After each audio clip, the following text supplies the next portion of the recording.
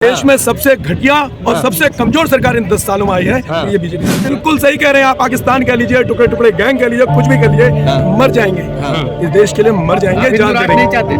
अच्छा, आपको चाहिए हिंदू राष्ट्र, जॉब मिल रही है, महंगाई से मुद्दा हटाना है, बेरोजगारी से मुद्दा हटाना है। 2 करोड़ नौकरियां दे दी क्या आपने? 15 लाख खाते में आ गए आपके, काला धन लेके चले आए आप। चाय बेचने वाला प्राइम मिनिस्टर बन गया, उससे पहले क्या मुख्यमंत्री नहीं थे आप? अपनी बीवी तो आपसे संभाली नहीं गई, देश संभालने चले आप। तिलक लगाएंगे तो ही हम पंडित कहलाएंगे, तो ही हम क्या कहते हैं हिंदू होंगे।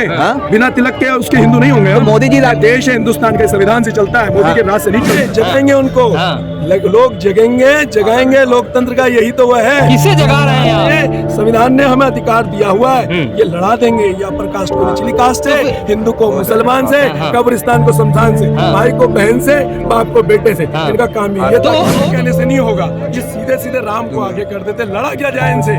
किससे लड़ा जाए? भगवान से लड़ा जाएगा क्या? है अडानी मोदी भाई देश बेचकर खाई मलाई। दोस्तों, मैं बता रहा हूँ, आपके बच्चों का भविष्य अधर्म है, अधर्म है, अधर्म है। उसी तरह से डंका बज रहा है रामराज का। तो आप जो ऐसी बातें कर रहे हैं, तिलक लगाए हुए मोदी। अच्छा, तिलक लगाएंगे तो ही हम पंडित कहलाएंगे, तो ही हम क्या कहते हैं हिंदू होंगे।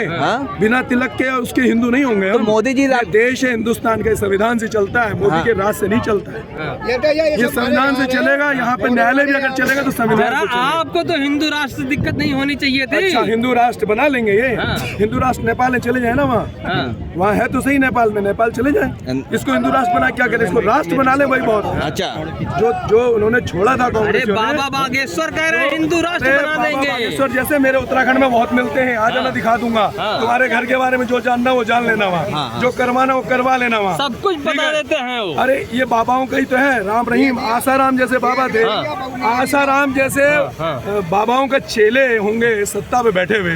यही होगा देश का हाल। तो रामराज से खुश नहीं है आप? अच्छा, रामराज आ गया, रामराज आ गया, बन गया भाई। अच्छा, राम मंदिर बन नहीं रहा था, इनका पप्पा भी नहीं बना पाता राम मंदिर। ये चीफ जस्टिस को यौन शोषण के आरोप में फंसा कर आपने राम मंदिर का वो ले लिया डिसीजन।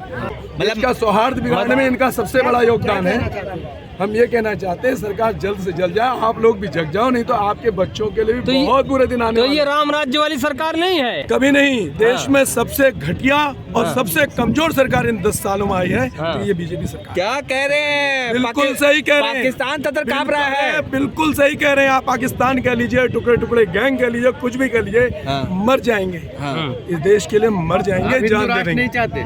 अच्छा, आपको चाहिए हिंदू राष्ट्र, जॉब मिल रही है, महंगाई से मुद्दा हटाना है, बेरोजगारी से मुद्दा हटाना है। 2 करोड़ नौकरियां दे दी क्या आपने? 15 लाख खाते में आ गए आपके, काला धन लेके चले आए आप। चाय बेचने वाला प्राइम मिनिस्टर बन गया, उससे पहले क्या मुख्यमंत्री नहीं थे आप?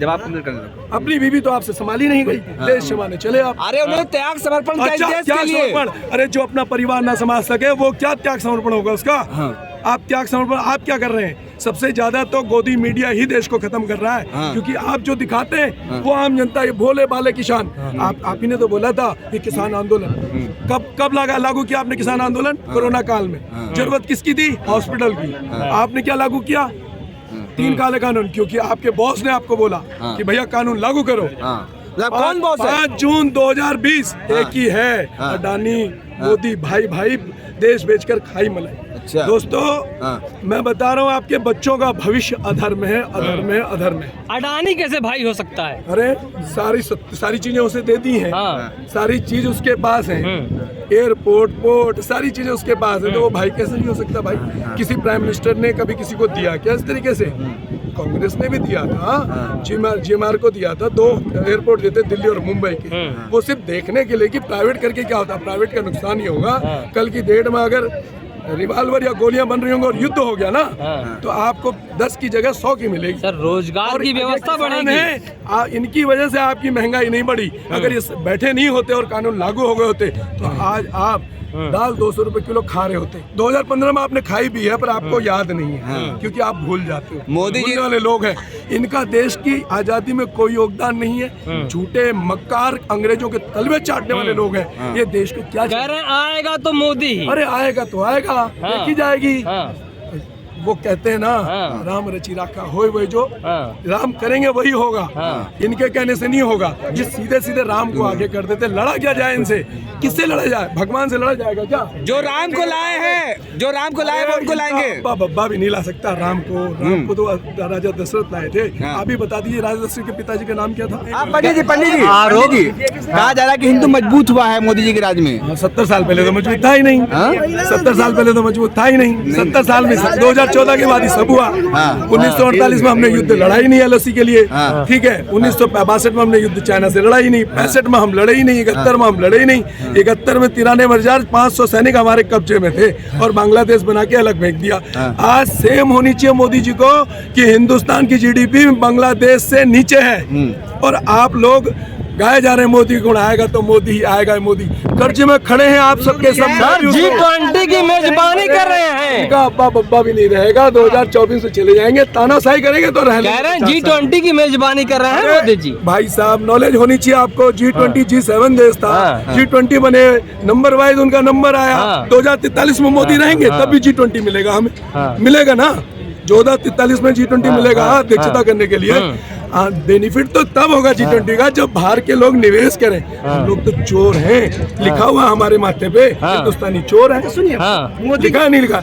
और देखिए कितने शर्म की बात है, किसान की नहीं सुन रहे। राफेल खरीद के लाए, इंडोनेशिया ने राफेल खरीदा, सस्ते में खरीदा। दूसरे देशों ने खरीदा, सस्ते में खरीदा। हमने महंगे में खरीदा।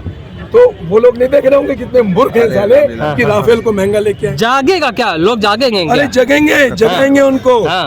लोग जगेंगे, जगाएंगे। लोकतंत्र का यही तो वो है। किसे जगा रहे हैं आप? संविधान ने हमें अधिकार दिया हुआ है, ये लड़ा देंगे। ये अपर कास्ट को निचली कास्ट से, हिंदू को मुसलमान से, कब्रिस्तान को शमशान से, भाई को बहन से, बाप को बेटे से। इनका काम ही ये तो वो तो कह रहे हैं हिंदू जाग रहा है, फिर हम जगाएंगे। हिंदू जगा हुआ था 1893 से जगा हुआ था, जब स्वामी विवेकानंद जी ने अमेरिका में वो दिया था भाषण, तब से जगा हुआ। उससे पहले सदियों से जगा हुआ है।